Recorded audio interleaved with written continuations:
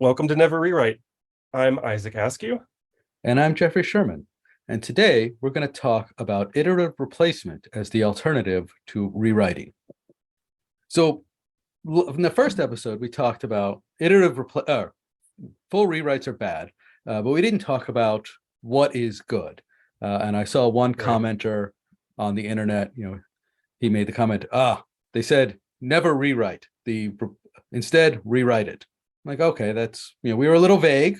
So episode 2, let's talk about what you should do instead of a full rewrite and why it's better.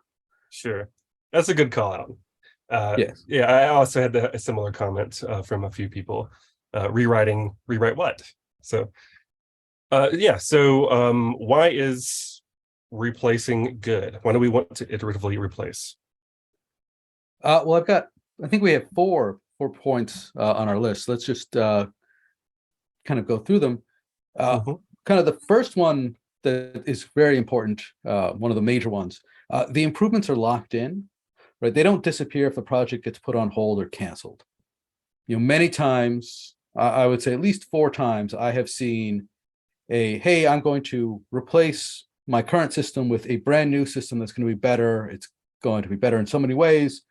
And 12 months down the road, they're getting close, but management is upset. They've now been funding 2 teams for a year. They put a 6-month timeline, be cut over. And then at 18 months, they're like, screw it, we're canceling the project. And all of that code, all of that time, all that money, just throw it away because they've given up. And the rewrite project achieves nothing. And the original system lives on. And if you do an iterative replace, every time you finish something, every time you do something, it gets out there and it's locked in, it's in production. And there's never this giant load of work in progress that is at risk of getting canceled. Like at most, you could lose a week or 2 of work if management changes their mind. Got it. So it's like your large feature branch of work, so to speak, that you keep adding more and more things to that you think it's almost ready, and ends up getting punted, or maybe merging is too risky because of other things, and eventually they kind of abandon it. I think in the last episode you mentioned never write code that doesn't go into production. So this is kind of like along that same line of thought. Just keep pushing things, small minor changes to the main branch. Right. Yeah, you touched on a major point of that is small minor, or no, they don't have to be minor, but small things are much less risky and much easier to merge in than big things. If I'm going to, do a full rewrite, the example we gave last week about the Yankees, right? They had their stadium, they went to a new stadium and destroyed the old stadium, and there was no going back. Like whatever the problems were, those were the problems. But when you make a small change, you can always go back. Like if they just change the seats in the old stadium and everybody hated the new seats, you could rip them out and put the old, buy new seats that were the old seats. But you can't undestroy the stadium, or you can't, it's too big. The more code, the bigger the feature, the more risk it is. Whereas a small change, if you fix all the bugs, or you fix an error, or you make this part of the pipeline more efficient, none of those changes is particularly risky on its own. Whereas, hey, I'm going to rewrite the whole thing in a new language. You don't find out the risk, you don't find out all the bugs until you actually try to use it in production. And so it's much riskier. Yeah, and I think that's a good rule of thumb for pretty much any code. It's almost like that, like the concept of like keeping your PRs or MRs small in general. So even if you're just doing a small feature, if you can keep every MR like a very small bit of logic and break it into tiny little pieces, it's easier to review. It's less risky to merge that in. So just in general, I think it's just a good rule of thumb. Yeah, there was a study, and I don't have the reference to it, but there was a study where they were looking at a group, the Git commits of high-end developer, like well-regarded developers, and they theorized that there'd be basically 2 groups. There'd be developers who do lots and lots of little commits and merges, and then there'd be developers who do fewer, larger merges. And they were only looking at the set of I think it was like Linux kernel maintainers, or something like that. Mm. And what they discovered is there's no one in the second group. Small continuous commits is a sign of a good of a highly productive developer. Fewer larger commits is a sign of a less productive developer, and there wasn't. Well, no, that's not what this says. Highly regarded productive developers did not do large commits. Right. That just wasn't how they worked, and they were surprised because it was very consistent. They just didn't do that. That's not what effective developers do. We need to find a link to that study and throw that in the show notes. I will look for it. I looked for it before, but I couldn't find it. But I will try again. In that case, we'll edit that out. I totally read it on the internet, and therefore it's true. All right, what's the next of the 4? The next part is that you're going to solve problems today, and you're not going to get trapped by how you imagine you're going to solve problems tomorrow. Rewrite projects.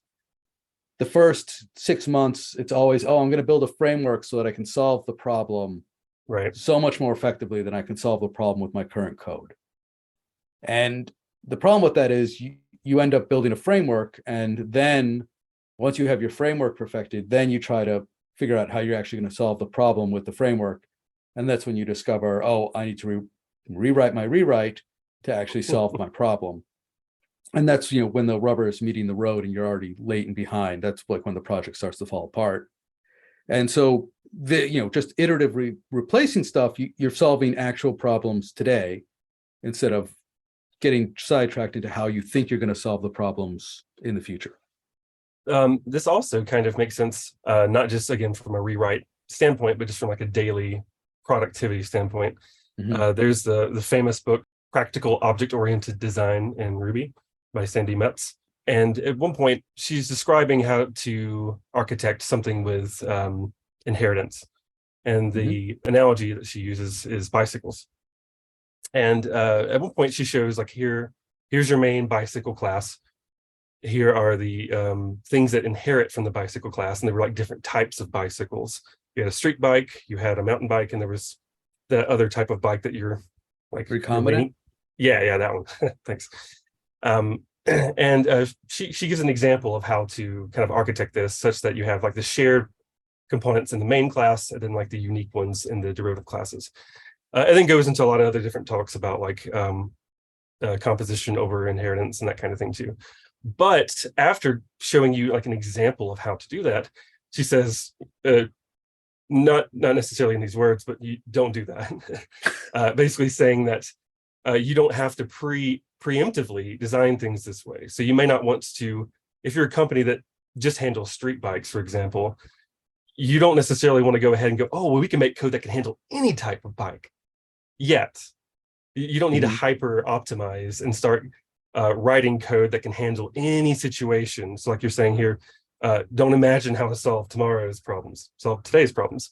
So the same thing here, write your original class that you need. You don't necessarily need to abstract anything yet. If you're just a street bike company, make a street bike class.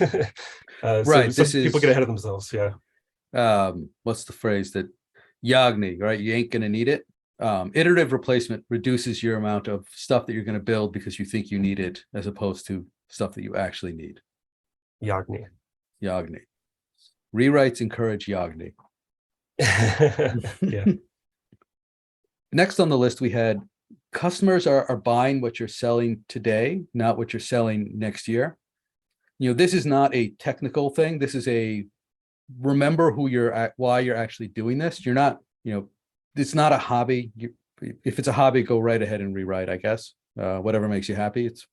If you're a professional software developer, you're developing it for your customers. You're writing for your customers. And your customers are buying the software. They're using the software today. They're not buying it today and then, a year from now, they're going to get the newer version. I guess we're talking about more of a software that's in production, I guess, if you're being hired to. So anything you can do to make the new software in the hands of the customers faster is better, because those are the people who actually care and want to use your software.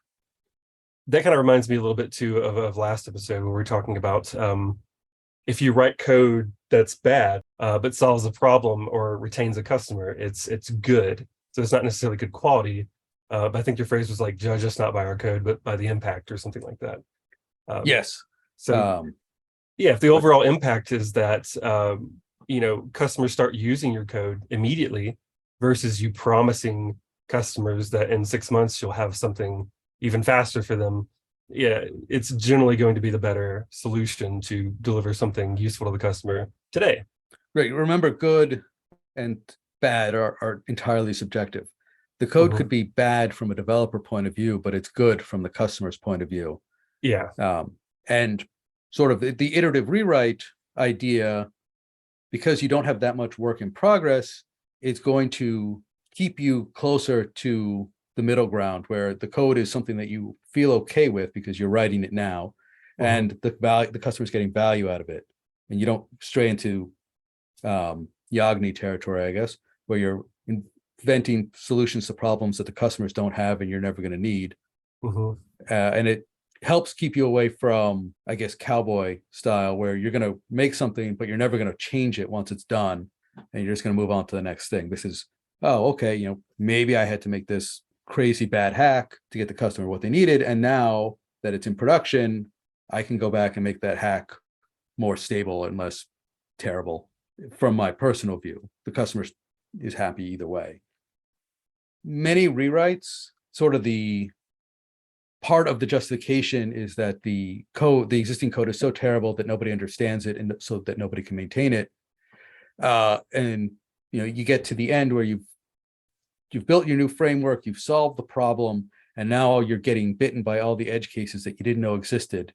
And so what you have to do then, if you're going to be successful, is go through the original code that you didn't want to look at 6 months or a year ago, figure out how it works, and then make your new code work that way, which is going to certainly going to mangle your brand new wonderful framework and systems. And I guess to just acknowledge that you either have to do it at the start or you have to do it at the end, but either way, you're going to eventually have to understand the code that you're replacing. And the later you do it, the more annoying and more rework it's going to be.